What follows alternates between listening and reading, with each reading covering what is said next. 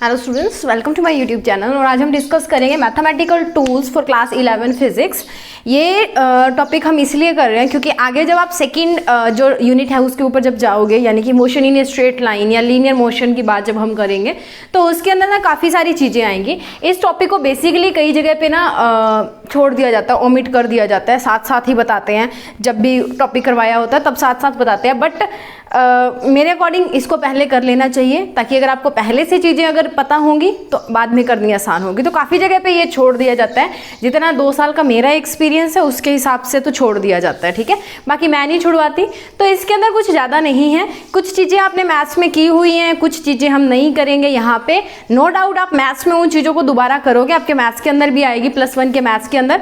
But जो students biology वाले हैं या जो मेडिकल स्टूडेंट्स होते हैं उनको ये करने को नहीं मिलता है, इसीलिए हम मैथमेटिकल टूल्स अपना नेक्स्ट यूनिट यानी कि अपनी सेकंड यूनिट स्टार्ट करने से पहले करेंगे। एनसीईआरटी के अंदर ये चैप्टर आपको नहीं दिया है। प्रदीप्स की बुक जो है उसके अंदर आपको 0 चैप्टर करके ये चैप्टर जो है ये प्रोवाइड किया हुआ है।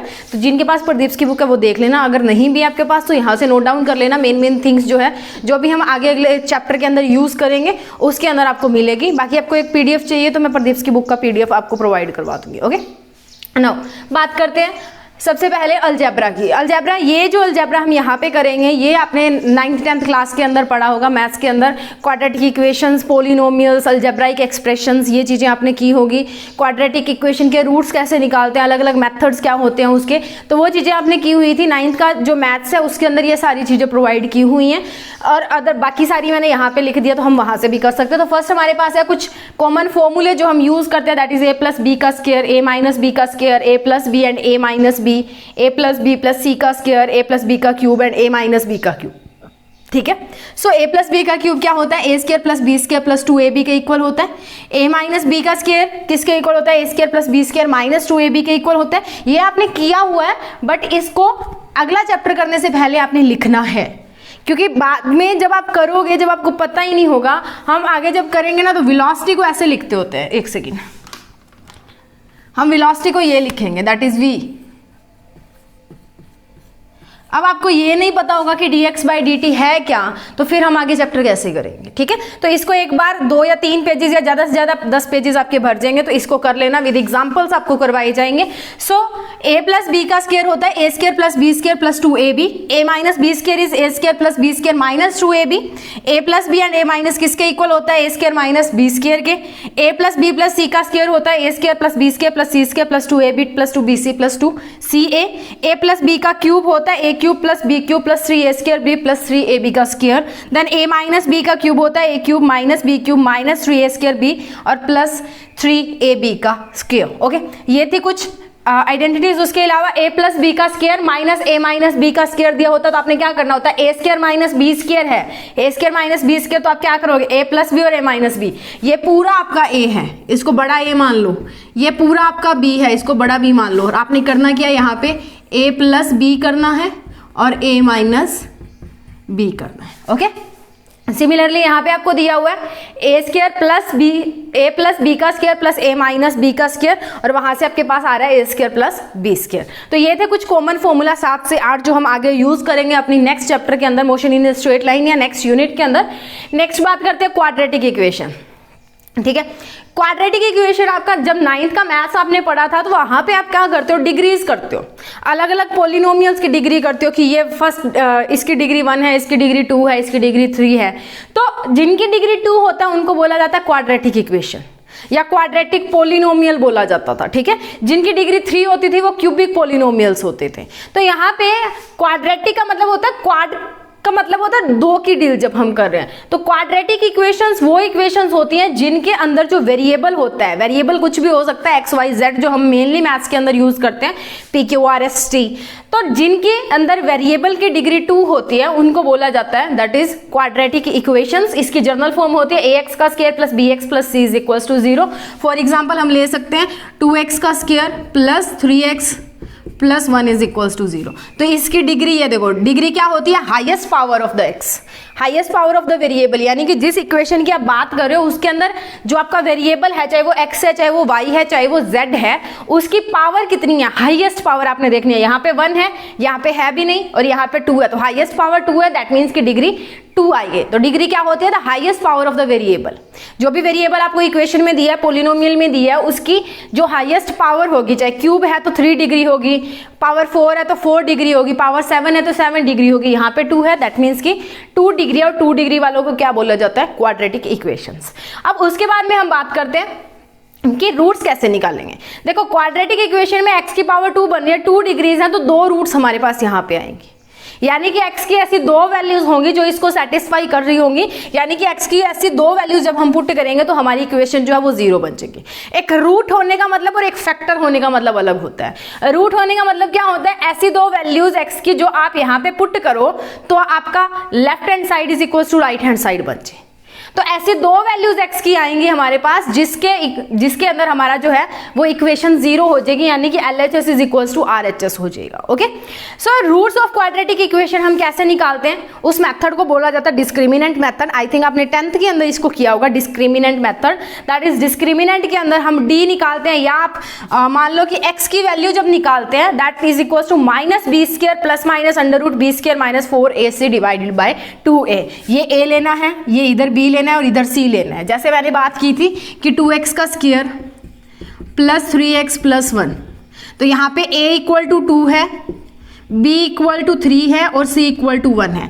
जैसे आपने यहाँ पे वैल्यूज पुट करनी है और यहाँ से 2 वैल्यूज आएंगी। एक तो क्या आएगा? माइनस का b² प्लस, पहले इस प्लस वाले साइन को उठाओगे, माइनस का b² plus √b² minus 4ac, फिर इस प्लस वाले को छोड़ दोगे, आप माइनस वाला उठाओगे, ये जो यहाँ पे माइनस पड़ा है दैट इज माइनस का b² minus √b² minus 4ac divided by 2a। ठीक है, तो 2 रूट्स बनेंगी। आपने ये नोट कर लो, इसको इरेज करके मैं बताती हूँ आपको कि क्या बनेगा। सो इसको पॉज करके नोट डाउन कीजिए।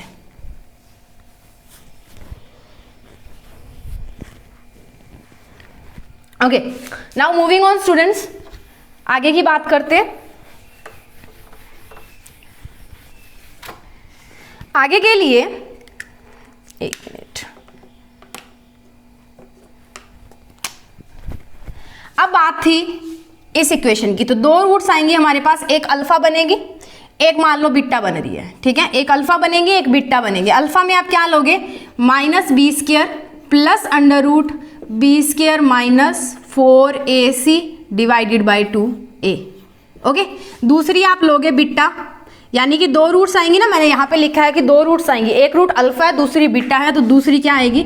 -b² minus √b² minus 4ac divided by 2a। Clear? तो ये 2 रूट्स आएंगी, इनको भी लिखिए फटाफट, उस वाले को भी लिखिए। उसके बाद में आपको 2 क्वेश्चंस दिए हुए हैं, that is first is x² plus x minus 2 and then again हमारे पास है that is x² minus 3x plus 2 is equals to 0। इसमें मैं आपको डिस्क्रिमिनेंट मेथड भी कराऊंगी और इसकी एक ट्रिक भी हम करेंगे जिससे आप इजीली जो रूट्स हैं वो फाइंड आउट कर सकते हो। ठीक है, सो इसको नोट कीजिए। नाउ स्टूडेंट, डिस्कस करते हैं कुछ एग्जाम्पल क्वाड्रेटिक इक्वेशंस की, यानी कि उसके डिस्क्रिमिनेंट या उसके रूट्स आपने कैसे निकालने हैं उसके बारे में हम डिस्कस करेंगे। सो फर्स्ट हमारे पास है that is x² plus x minus 2। आपको 2 क्वेश्चंस यहाँ पे मैंने लिख के दिए हैं, चाहे आप यहाँ से नोट कर लो। तो बात करते हैं फर्स्ट की। तो अभी मैंने आपको डिस्क्रिमिनेंट मेथड की जो बात की थी उसके अंदर हम 2 रूट्स निकालते हैं, और 2 रूट्स में हमारे पास पहली बात तो आपने क्या करना है, जब सोल्यूशन करना है, कंपेयरिंग, यही करते थे, कंपेयरिंग given equation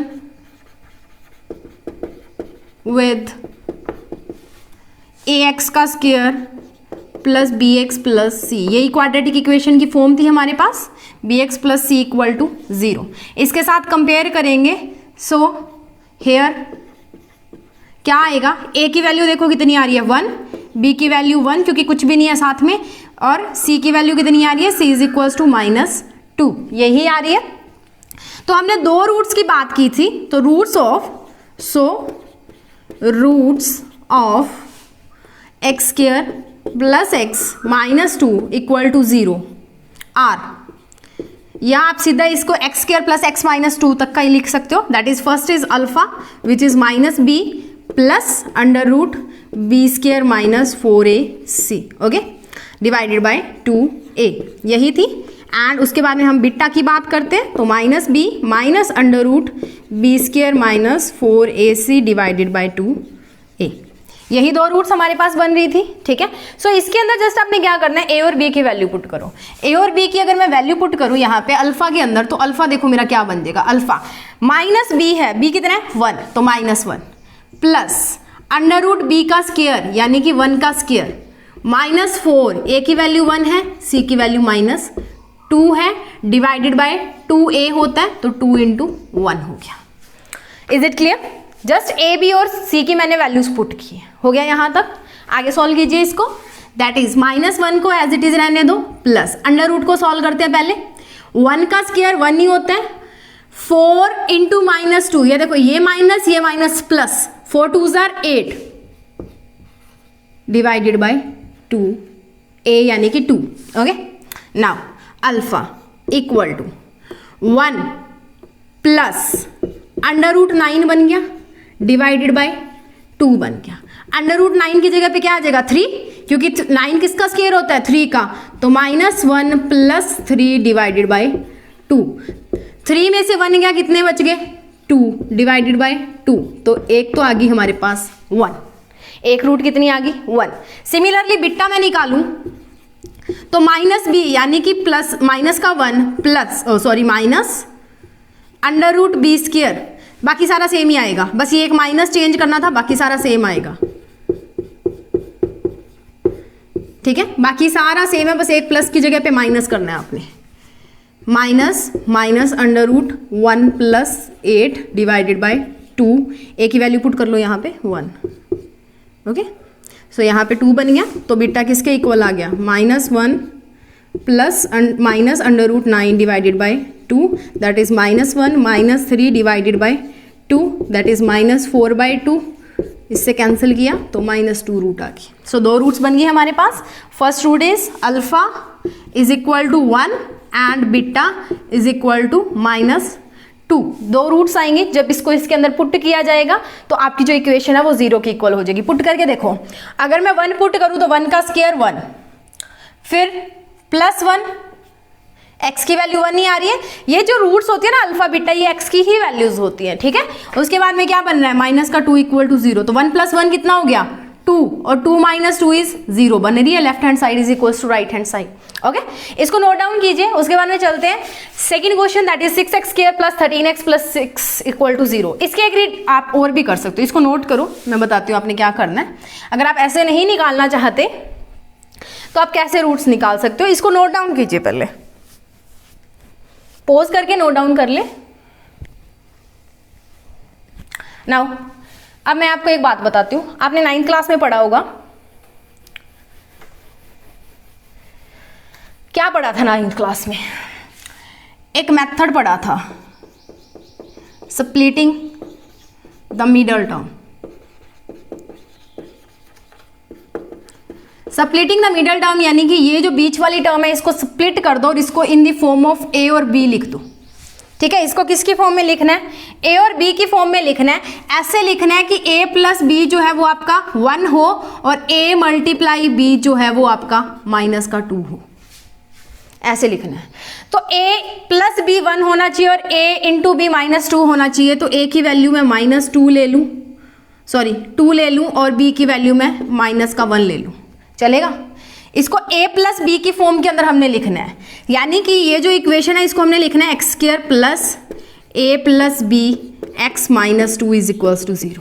यहाँ पे a और b की वैल्यूज पुट कीजिए, x² + 2 - 1 x - 2। अब 2 × -1 is -2 and 2 - 1 is 1 equal to 0 बन रहा है। नाउ x², अब इस x को अंदर मल्टीप्लाई करो, 2x, ठीक है, माइनस का x माइनस का 2 इक्वल टू 0 चल रहा है। चाहे ये आपने लगाना है तो लगाओ, अदरवाइज मत लगाओ चाहे। तो यहाँ से क्या आया, इसमें से अगर मैं x कॉमन ले लूँ, x + 2 बचा, और यहाँ से मैं -1 कॉमन ले लूँ तो x + 2 बचा, तो दो रूट्स आ गई, एक तो x + 2 और एक x - 1। अब आपने क्या करना है, इन दोनों रूट्स को इक्वल टू 0 रखना है, यानी कि x + 2 को अगर इक्वल टू 0 रखोगे तो x की वैल्यू आएगी -2, और वैसे ही x - 1 को इक्वल टू 0 रखोगे तो x की वैल्यू आएगी +1। ऐसे भी कर सकते हो, आपकी मर्जी है, जो मर्जी मेथड यूज करो, चाहे डिस्क्रिमिनेंट मेथड यूज करो, चाहे ये मेथड यूज करो। 2 रूट वहां पे मिल रही थी, 2 रूट हमें यहाँ पे मिल गई। ठीक है, इसको नोट करना तो कर लो। उसके बाद में चलते हैं सेकंड क्वेश्चन की तरफ। Second question is 6x square minus 13x plus 6। अब पहले क्या करते हैं, स्प्लिटिंग द मिडल टर्म वाले का अगर मैं यूज करूं तो हमने इस इक्वेशन को लिखना है कैसे, ऐसे minus a plus B x plus 6, इस फॉर्म में लिखना है। अब a प्लस बी जो है ना वो हमारा किसके इक्वल आना चाहिए, यू कैन से 13 के इक्वल।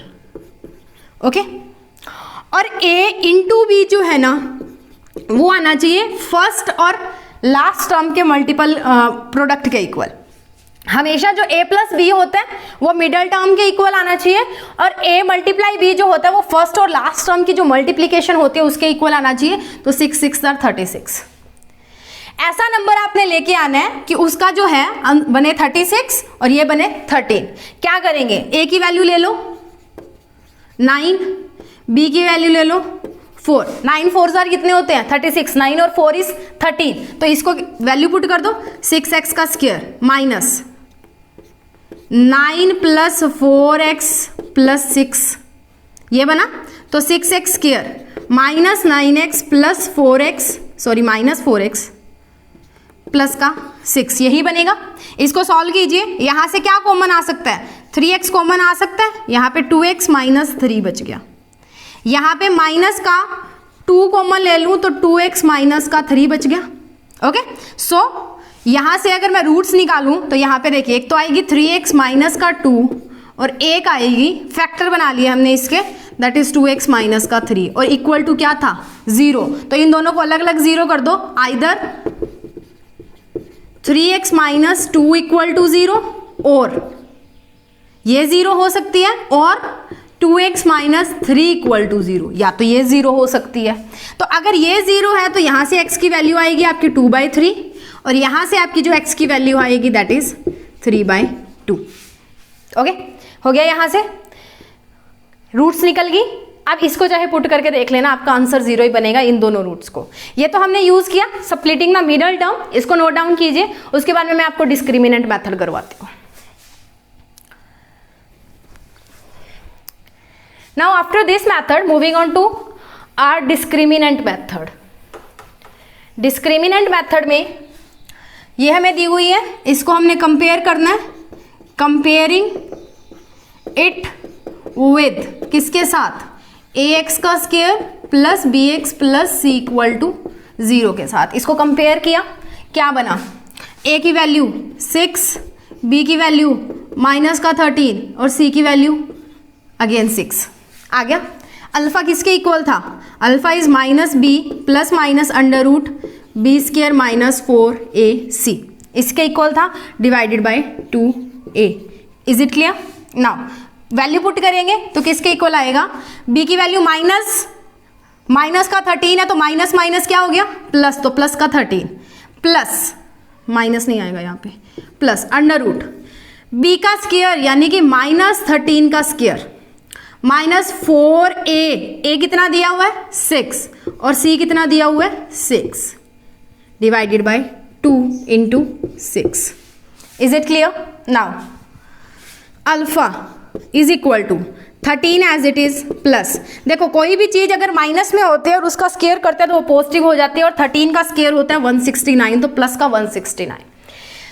अब इसको मल्टीप्लाई करो, 6 6 36, 36 4 यहाँ पे कर लेते हैं 24 2 12 और 14 144 माइनस का 144 डिवाइडेड बाय 2 इंटू 6 इज 12।